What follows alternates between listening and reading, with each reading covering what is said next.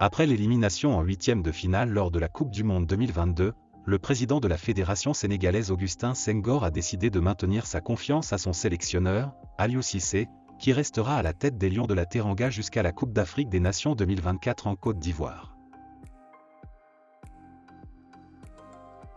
Titulaire et champion du monde avec l'Argentine, Alexis Mac Allister ne devrait pas rester bien longtemps à Brighton. Le milieu de terrain offensif et coéquipier de Leandro Trossard, Alexis Mac Allister, intéresserait notamment les deux Manchester, Liverpool, Arsenal, Chelsea et Tottenham, mais les journaux italiens et la Gazzetta dello Sport auraient ajouté son petit grain de sel. Selon le quotidien transalpin, Mac Allister serait la priorité de la Juventus de Turin cet hiver. Alexis Sanchez pourrait mettre fin prématurément à son contrat. Les mauvaises performances du club en Ligue des Champions auraient déçu le joueur. Lors de la signature de son contrat, il était établi que le joueur serait à Marseille pour 2 saisons, dont une en option. En juin prochain, Alexis Sanchez pourrait donc être libre de partir. En parallèle, la perte de revenus liée à l'absence du club au niveau européen pourrait pousser les dirigeants marseillais à vouloir économiser son salaire.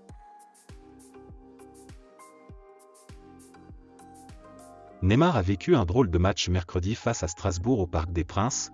Passeur décisif pour Marquinhos, il a ensuite reçu 2 cartons jaunes coup sur coup et été expulsé, et selon les informations de Canal+, Neymar aurait quitté le Parc des Princes directement après être rentré au vestiaire, sans même attendre la fin de la rencontre.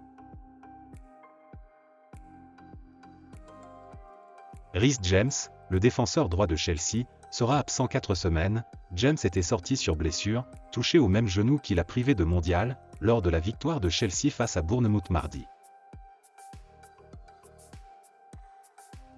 Le PSG a officialisé la prolongation de contrat de Marco Verratti jusqu'en 2026. Verratti est le plus ancien joueur de l'effectif parisien, puisqu'il évolue au PSG depuis 2012.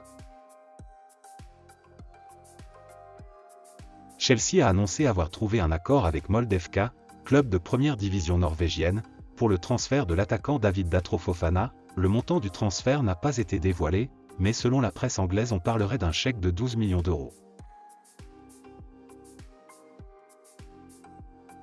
La Fédération japonaise de football a annoncé la prolongation du bail de Hajime Moriyasu. Le sélectionneur a vu son contrat étendu jusqu'en 2026.